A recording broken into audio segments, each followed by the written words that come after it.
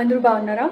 బేసిక్గా after a long time నేను travel చేస్తున్నాను అనమాట. సో ఈసారి నేను బర్త్డేకి ఇంటర్నేషనల్ ట్రావెల్ ప్లాన్ చేసుకున్నాను. అండ్ బేసిక్గా ఈసారి సోలో ట్రావెల్ అండ్ నాకు నేనే కంప్లీట్గా ప్లాన్ చేసుకొని వెళ్తున్నా. సో చూడాలి ఎలా అవుతుంది ట్రిప్ ఏంటి అనేది.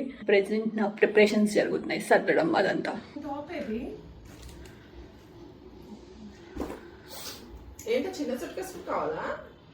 షాపింగ్ చేస్తే ఉంటుందని చెప్పేసి యూజువలీ నా బట్టలు ఎప్పుడు మా చెల్లె సర్దుతాను అనమాట. సో ఇప్పుడు అదే పనిలో ఉంది.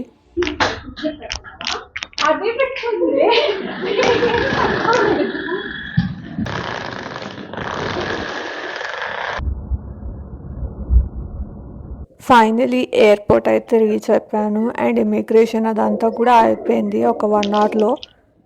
సో బోర్డింగ్ ద ఫ్లైట్ ఇప్పుడైతే. ఈ వీసా తీసుకోవాలి అండ్ ఈ వీసాకి వచ్చేసి చాలా ఈజీ. నేను ఇక్కడ స్క్రీన్ షాట్ చేస్తున్నాను ఎగ్జాక్ట్లీ ఎలా ఉంటుంది ఆ పేజ్ అండ్ ఏమేమి డీటెయిల్స్ ఫిల్ చేయాలి అని చెప్పేసి. బేసిక్గా ఫుక్వాక్ మాత్రమే వెళ్తున్నట్టు అయితే మాత్రం మీకు అది లిస్ట్ లో కనిపించదు, ఎందుకంటే అది వీసా ఫ్రీ కాబట్టి. సో మీరు ఏం చేయాలి అంటే లేఓవర్ ఉన్న కంట్రీ డీటెయిల్స్ ఇవ్వాలి అనమాట.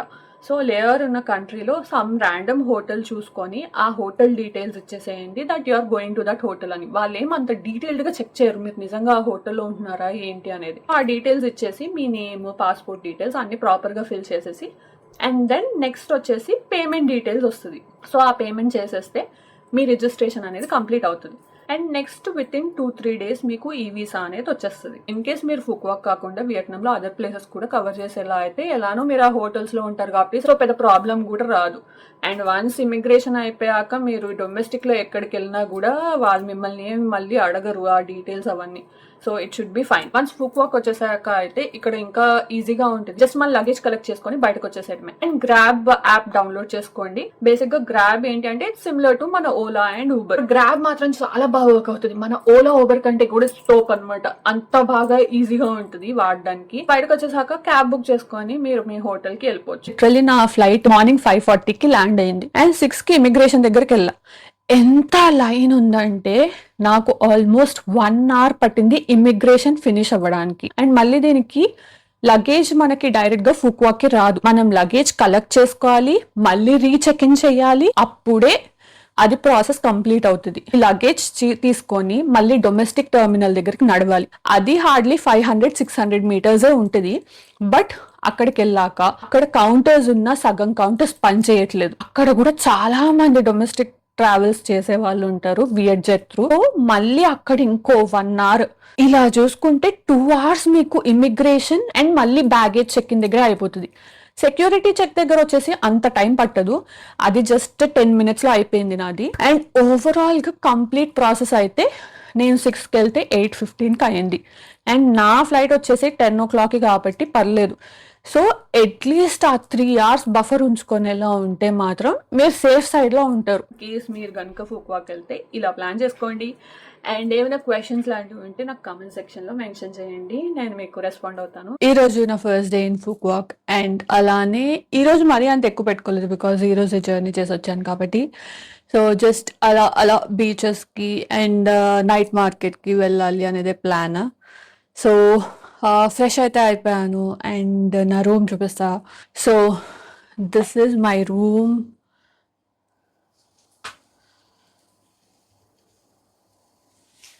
అండ్ అదొక వాష్రూమ్ అంతే.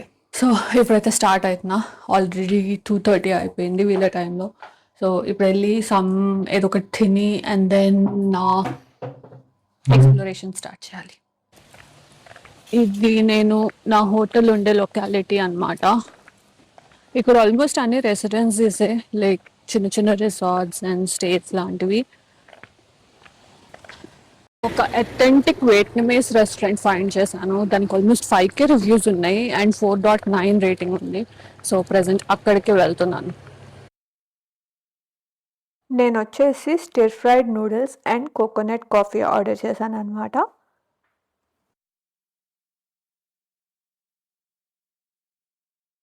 ఈ రెస్టారెంట్ లో ఫుడ్ మాత్రం చాలా నచ్చింది నాకు. అంటే నేను వెజ్ ఆర్డర్ చేశాను అనమాట, stir fried noodles and coconut coffee.